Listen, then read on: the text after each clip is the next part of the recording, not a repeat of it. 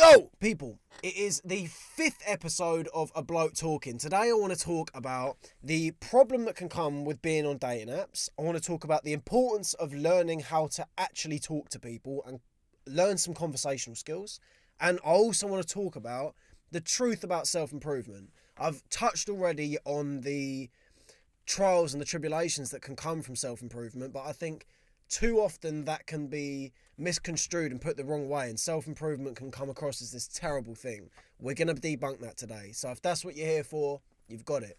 Right, let's start where we're going. We're going to start on dating apps. We're going to start with the problems that can come with dating apps, and we're going to start more specifically with the missed opportunity that happens as a result of being on dating apps. Now, me personally, I've been on a number of dating apps. I've been on them for a long time, and I've had shit success with them across the board. The people that you talk to are 9 times out of 10, nothing goes anywhere. It's just not a very good format, and that might be because I look like a naked mole rat, but for the most part, I think just for anyone, dating apps are not a good thing, and I'm going to tell you why. The problem that I think comes with dating apps, above anything else, above the logistical implications, above the spending too much time scrolling through your phone looking for validation of other people, the biggest problem that I think comes with dating apps is the missed opportunity of actually going and talking to people. Now, this is something that I've touched on a lot in these videos. It's been a big arc for me recently, and I've wanted to get it out to the people. The value and the importance and the lessons that you can learn from going and approaching a bird and actually talking to a woman and shooting your shot that way is exponential. And I found in myself that when I'm on a dating app, I lose the hunger and the desire to go and test my skills with that, because I kind of use the dating app as a crutch. I look at it and I go, what's the point in me going and getting seriously uncomfortable and feeling that shit, even though it has its good bits at the end, feeling that uncomfortable in the moment? What's the point in me going through all of that pain when I can just be on a dating app and be safe? And if I'm on a dating app, I lose my impetus and my reason to go and test myself because I use it as a crutch. And I think that is, above all, the biggest problem with dating apps, is they offer you a point of comfort in which you no longer feel as though you need to go and push yourself. And when you don't have to push yourself, you're not going to. People might not like to hear this, but even the most disciplined people will struggle to stay disciplined when they don't have to push themselves. Comfort is a real killer. And of course, you can learn to bypass that and not be consumed by your comfort, but in general cases, our best results and our best performances come when comfort is not afforded to us and we have to go and do something. And when you're on a dating app, you are afforded a level of comfort in the sense of hope that stops you going and talking to a bird. So that's the biggest thing I think is the problem, is you lose the opportunity and the chance to actually test your skills with that and put yourself in an uncomfortable situation because you're focused on the app and the promise that comes with that. It's alluring. It's the whole point of them. They're supposed to be shiny and alluring and promising, and the method of which they're formatted puts you in this place in which you constantly feel at some point, I'll get the one. I'll get the match that I want. I'll send this one and it'll go well, and bam, don't have to worry about all that discomfort shit. Not to mention the fact that, to be quite frank, I don't think dating apps can access the same level of intimacy and personal connection that actually talking to someone can. Because, I mean, above all, you don't know what someone is like through their texts. You can sometimes make a pretty good assumption, but for the most part, what we're like on a phone and texting is very different to what we're like in person. And you can't pick up on the subconscious things that come up. Your brain is fantastic at providing you with subtle bits of information and picking things out that you don't understand or you don't realize. You might look at someone's body language, or you might look at the fact that when someone says certain things to you, their eyes go one way, and you don't see those things that you would pick up on as, oh, that's a bit strange. I don't really like that so much. You're making me a bit uncomfortable. It's all subconscious, but you don't get that on a dating app because you're not in front of the person. So you get a completely inauthentic version of the person in itself. But the main port of call and the main thing that I genuinely think is the problem with dating apps is the fact that they lull you into a false sense of security. And in that false sense of security, you can stay there for a long time. And I certainly did. Next thing I want to talk about is the value and the real importance that you can get. And this kind of goes along with the dating app thing, with learning how to actually conversate. Now, the first port of call that I want to push here is Charisma on Command. YouTube channel, fantastic stuff. Honestly, one of the most valuable and important channels you can possibly find on YouTube if you're someone who's wanting to improve, because it confines things into bite-sized form that is fantastic. And you might be asking why it's so important to be good at conversation, and that's what I'm about to tell you. Being articulate and being capable of talking to people is an absolute cheat code. I've never found any skill that I've done so useful, or any more useful rather, than learning to conversate. And unfortunately for the majority, we don't actually spend any time at all learning how to talk. So we just regurgitate the same socially constructed sentences. How many times do you have the exact same fucking conversation with someone? You have the exact same talk. It will be, oh, you're right, mate? Yeah, I'm all right. How's work? Yeah, it's all right. How are the kids? Yeah, all right. It's the same thing, and you could literally regurgitate it word for word with 20 different people, and it would be completely applicable. Well, we would deem it to be completely applicable, and that's what people do. We'll have the exact same conversation over and over and over again, and you have it with the same person as well, at which point you think, well, what's the dynamic in this relationship? What's the perspective? We're having the same chat every single day.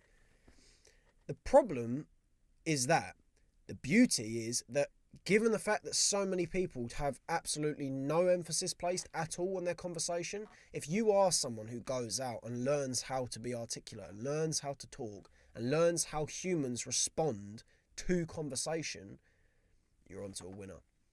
Because so many people neglect this part of conversation and they don't appreciate the value that can be garnered as a result of asking the right questions and listening in the appropriate manner and just generally talking in an articulate and correct way.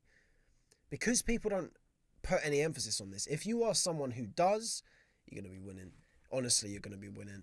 And I've been practicing for a reasonable amount of time now on certain things that or a plethora rather of things that I've picked up on as a result of Charisma on Command, which is why I can't recommend them enough, because it's bite-sized and it's easy and it's so applicable as well. You'll find that, honestly, I urge you to go onto Charisma on Command and find yourself, just fucking chuck yourself in.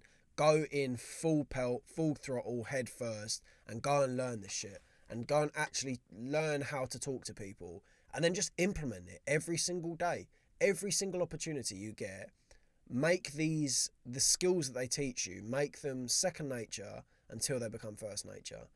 And you will see genuine improvement across the board as a result. People will like you more. And that in itself, people go, oh, well, there's this fucking stupid thing of, oh, I don't care if people like me or not.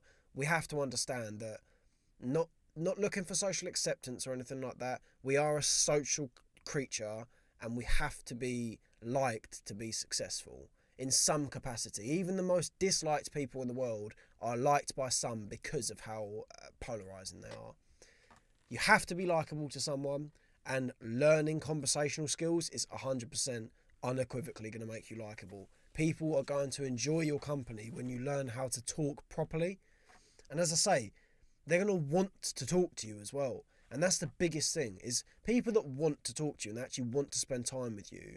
That is where you cultivate the best relationships. It's where you put yourself in the best rooms. It's where you meet the best people. If someone genuinely enjoys your company and wants you around, that will become a good friend of yours, or a good partner of yours, or a good associate of yours, because they're in it for you and they like you.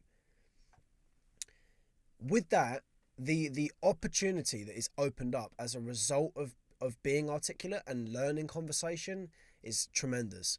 I've never been in a situation in which I would have preferred to be worse at talking. There is simply no occasion in which it would be better to be less articulate, to be less thought out, to be less cohesive. It's just not possible. There will never be a time when you'll wish, fuck, I wish I sounded like more of an idiot right now. It's just not going to happen. So learning these skills is tremendous. It's massive. And I'm going to caveat that this is a problem that I have had of, I kind of get into this feeling in which, because I'm learning how to articulate and I'm learning how to talk to people and I'm learning how to press people, like in a good way, but I'm learning how, if I hear someone talking about a certain thing, to say, oh, tell me more about that, you know, and probe the person and get them talking about something, say, how does that make you feel? And all the rest of it, you know, there's a lot to go into with this, but not kind of a loving interrogation almost. When you do that, you can fall into this trap where you almost feel like you're using the person, because you're kind of following a script and it feels as though you're kind of playing them. But I would just want to debunk this for anyone who goes through this, that is absolute bullshit. And the reason it's absolute bullshit is because your intentions when doing this are pure. You want to be a kinder person. You want to be a nicer person. You want to be a person that people prefer to be around. And there's no ill malice angle to that. It's just not there. Being articulate and being capable of talking to someone simply affords that person a better version of yourself. And a better version of yourself for them, and a better version of yourself for you, is a better version of yourself for the world. There is no one that is going to be negatively impacted as a result of you being a better version of yourself. If we could all be the best version of ourselves, we'd have a pretty fucking good life. We'd have a pretty happy society if we were all the best we could be. But we're not. So what I would say, the plan of action, the port of call for what I'm saying here is, go on Charisma on Command and just digest as much of it as you feel you can. Write notes.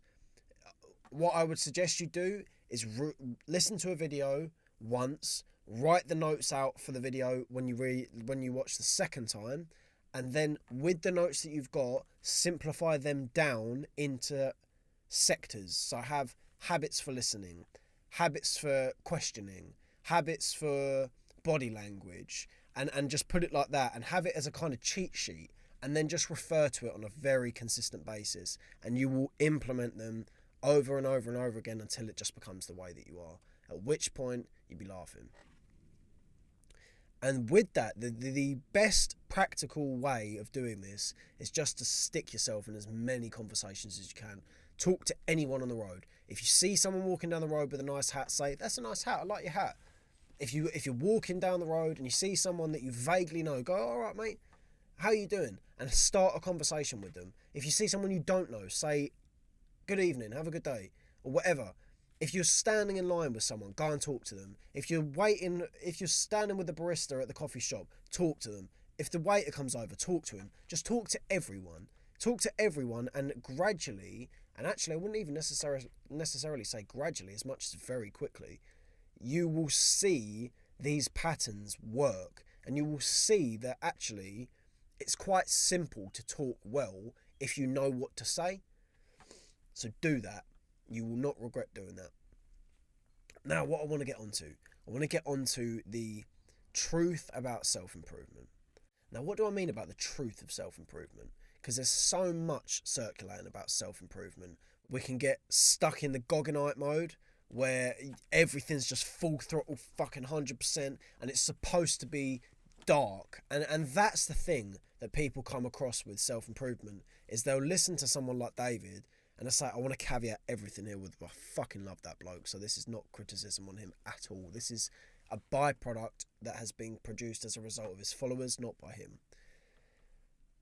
There's this like dark, gritty, grueling idea posed to us about what self-improvement is, where it's like hustle 24/7, dark age, just fucking gas, and it sounds murky and tough and hard and painful, and I just want to say it's not that. Honestly, it's not that. That is not what self-improvement is. Don't get me wrong, those moments do come. There are times when you've got to lock in and Goggins comes out and you've got to go and do those tough runs, and you've got to go and press yourself to do things that you're scared of doing, and you've got to go and put yourself in positions where you're really uncomfortable, be it physical, mental, whatever. They do come, but that's not what self-improvement is. That honestly, it's not what self-improvement is. And it is branded and advertised as this lifetime of hustle and struggle and tough work. And it's just not the case. Honestly, it's not the case. Self-improvement is a very, very gradual, peaceful journey. And why I say peaceful is because of what self-improvement affords you. If you do 6 things every day that have an intensive purpose, if you read every day, write every day, exercise in some capacity every day, put yourself in an uncomfortable position every day, wake up at a good time, go to bed at a good time, and eat well, if you do that, you're laughing. And none of that is actually that difficult. And the difficulty comes with the consistency, and the consistency is not actually that hard. It's not actually that hard. When you break it up into the correct methods, it's not that difficult. The difficulty is starting and staying. And once you start, you'll learn to stay. If you keep with it for long enough, you'll learn that this is just the way that I am.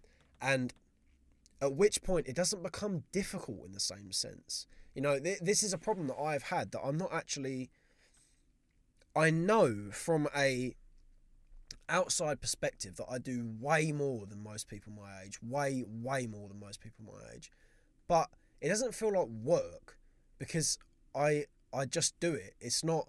And that's not me sounding pricky. Like, I'm not trying to say, oh yeah, well, look what I do. I just mean it's not difficult. It's just the way that I live. I do certain things, and that's just the way it is. It'd actually be harder for me to not do them, because it'd be so out of the ordinary. When you get to that state, it's this grueling, gritty idea that we have of self-improvement. You realise it's just not there. It's not the way that it is. It's actually quite a bucolic, peaceful journey in which every day you're just chipping away, getting it done, working towards the goals, keeping the ball moving, keeping the ball rolling. You're just doing it gradually, and it's not this painful, grueling journey that it's made out to be. With that, there's also this idea that with this kind of grueling journey sort of idea, it's like you are where you are now. There's a unbelievably long amount of time of pain and suffering and darkness. Then there's your goal. There's this idea that there's this chasm between where you are and where you want to be, and all that is in there is pain, suffering, and difficulty. And it's just wrong. It's not the case. The truth is, with self-improvement, is for the most part, it's exactly what you want to do. It is a lifestyle. It's the way that you are. And with that, it's a way that you would never not want to be. When you become someone who does the cold showers, does the working out, does the reading, does the writing, does the research, and all the rest of it, when you become that person, you don't want to do anything else. It actually becomes harder not to do it, because you have become the sort of person that does these things, and your mind has changed to a point in which it won't accept not doing it. It doesn't like not doing it. And when that becomes the case, there's no friction about it. There's almost like the same way that when you're genuinely passionate about something, it's not necessarily hard to do because you love doing it. It's not, if you don't like going to the gym and you have to go to the gym, that's hard because you don't want to go to the gym. If you love going to the gym, it's a piece of piss because you enjoy going. It's what you want to do. You want to go to the gym. That's not to negate the difficulty that comes as a result of going to the gym. You know, it's still hard to pump some iron, but if you want to go, it's much easier. And that's the thing with self-improvement. That's exactly the analogy. Is it might still be difficult to do some of these things, but you want to do them. And when you want to do them, you're going to get it done.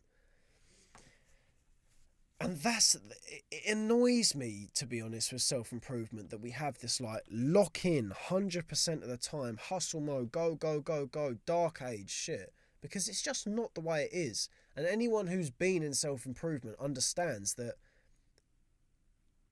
it's the best way that I could describe self-improvement is it's a lifelong journey of joy that has really difficult moments in between. There are really tough times, but the point is, with this, is those tough times are just the way that life is. The self-improvement journey affords you the luxury of having a great life with the inevitable difficulties still in there. Everyone's going to have tough times, and self-improvement just makes the rest of time easier. And with that, because if you're someone who does self-improvement and you work on yourself, the difficult times that are invariable in life and will occur, be it death, breakups, financial trouble, whatever, whatever, I don't need to get into that. Whatever it is that comes your way, if you're somebody who's worked on yourself and worked on your heart, they become much easier for you than they are for someone who doesn't put themselves first and who doesn't work towards things. If you're someone who puts the work in every single day, you're not going to have much of an issue when it comes to dealing with adversity for the most part. The things that are going to get you are the things that would get you anyway, and even then you're going to be much stronger and much more powerful at controlling those difficulties and handling those problems than you ever would have been. So the thing with self-improvement is it's not this grueling, dark, painful journey that people make it out to be. That's just simply not the case. That is not what self-improvement is, period. It has difficulty in it. That's the point. Hard things are hard. That's why they're hard. But it's the angle I would urge you to look at self-improvement from is that life is difficult in any sense. Anyone, even the biggest dosser on the planet, lives a difficult life. Life is hard. Self-improvement makes it easier by putting you in positions in which you embrace that difficulty. And the more you embrace that difficulty, the less difficult said difficulty is. The more you do hard things, the easier they become. That's just fact. So if you're someone who's interested in self-improvement, or if you're someone who's starting self-improvement, or if you're someone who's been in self-improvement for a long time, it's not this dark age grueling journey that it's made out to be. It is a path of genuine joy. It's a path of genuine fun and genuine freedom, and all of the fruits that can be afforded to you in life are on the other side of prioritizing yourself and doing as well for yourself as you can. It's not a dark, grueling, painful journey on the way to this one mystical goal. And that's the thing that people get, is this idea that it's pain and suffering until it's not. And that's just not the case. It's consistent trial for the duration of your life, and in that trial comes joy.